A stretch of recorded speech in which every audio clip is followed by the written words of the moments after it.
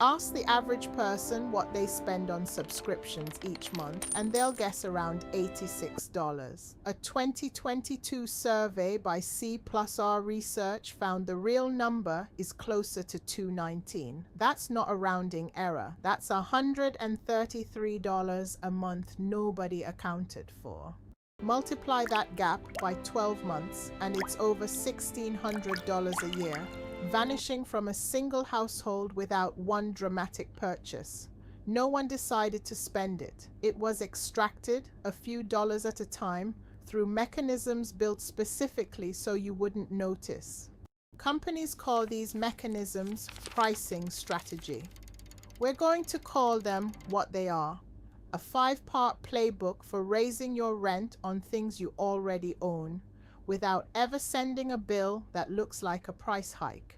Tactic 1, grandfathering, then sunsetting. A company locks in early adopters at a low legacy price, publicly praises their loyalty, then, years later, quietly retires that price tier and migrates everyone to current rates. Amazon Prime launched in 2005 at $79 a year. It held that price for 9 years. By 2022, it had climbed to $139 a year, with the increases arriving in small jumps, each one framed as routine.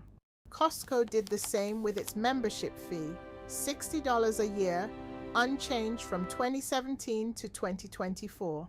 Then a $5 bump, the first hike in 7 years, timed right after members had built the habit of never checking. Ledger entry.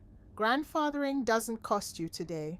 It costs you the day you stop noticing the anniversary email, because that's the day the loyalty discount quietly expires. Tactic 2.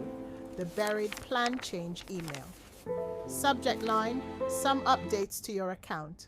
Sent on a Friday, sandwiched between marketing newsletters.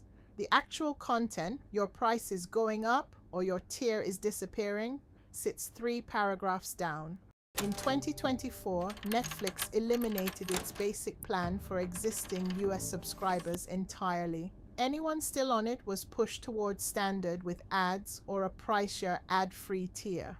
The notice arrived as an in-app banner, easy to tap past. Disney Plus launched in 2019 at $6.99 a month.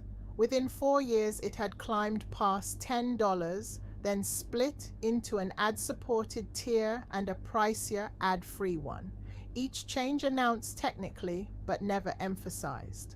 Ledger entry: a buried email costs nothing to write and everything to read. The average person deletes 40% of subscription notices unopened, which is exactly the response rate the sender is counting on. By the way, I keep a directory of one-time purchase alternatives to over 200 subscriptions. It's called the Owned Life Directory. Link below. Costs less than 1 month of the average streaming bill. Tactic 3. Shrinkflation of features. The price stays put or barely moves, but the tier quietly loses what made it worth paying for. Fewer perks, slower delivery, lower quality, smaller storage. You're paying the same for less. Amazon has trimmed Prime's free same-day delivery windows in several markets and folded former freebies, like some Prime Video content, behind additional paywalls, while the headline membership price stayed the story everyone tracked. Chase raised the Sapphire Reserve's annual fee to $5.95 in 2025. That's up from $5.50 just months earlier. Reports suggest it could climb toward $800 next, with new credits attached that only unlock if you book through specific portals. Ledger entry: shrinkflation is a price hike with no line item. You can't dispute a fee that never appears on the statement, only a delivery date that got slower or a perk that quietly stopped working. Tactic 4. The auto upgrade. A free trial or a discounted intro rate rolls automatically into the standard price the moment the promotional window closes. No confirmation click required because the default is already set to yes. YouTube Premium raised its individual plan to $13.99 a month in 2023. It had been $11.99 before that. Spotify followed a similar arc, moving from $9.99 toward $12 across two separate increases, each one applied automatically to existing accounts. The New York Times often opens digital subscriptions at $1 a week. That rate holds for about a year. Then it resets to roughly $17 a month, nearly a 400% jump, landing on the same auto pay card you signed up with. Ledger entry. Auto upgrades convert your inattention directly into revenue. The industry term is passive renewal. The honest term is a bill you agreed to before you knew the number on it. Tactic 5. Drip pricing. The advertised price gets you to click buy. Then, one screen at a time, service fees, processing fees, and convenience charges drip in. Each one small enough that stopping feels more annoying than paying.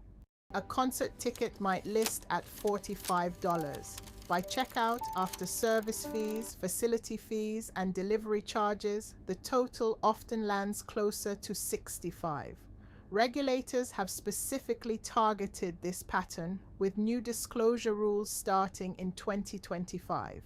Airlines run the same play. A base fare draws you in, then seat selection, baggage, and priority boarding arrive as separate charges. Each optional in theory, each expected in practice by the time you reach the gate. By the way, I keep a directory of one-time purchase alternatives to over 200 subscriptions. It's called the Owned Life Directory. Link below. Costs less than 1 month of the average streaming bill. Ledger entry. Drip pricing is engineered friction. Every additional screen between the sticker price and the final charge exists because testing showed most people click through rather than start over. 5 tactics. 1 outcome. Grandfathering delays the hike. Buried emails hide it. Shrinkflation disguises it as quality loss. Auto upgrades automate your consent. Drip pricing adds the rest at checkout. None of it shows up as a single alarming charge. Picture a household running 6 subscriptions: streaming, music, cloud storage, a meal kit, a gym app, and a news site. Each one crept up by roughly $2 to $4 a month over 3 years through exactly these 5 tactics. Individually, those increases look trivial. $1 here, $3 there.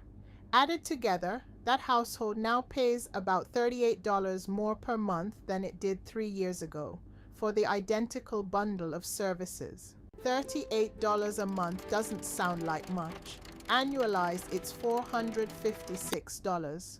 Left unchecked for a decade at the same creeping pace, that household will have handed over roughly $6,000 for services that never once announced a price increase.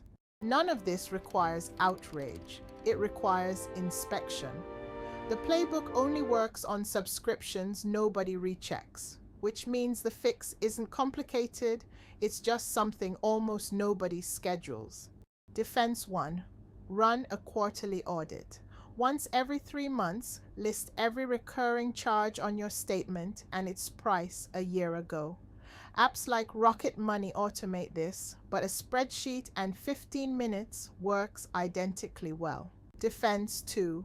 Use virtual card numbers for every subscription. Services like privacy.com or your bank's own virtual card tool let you set a hard spending cap per merchant. An auto upgrade past that cap simply gets declined, not charged. Defense 3.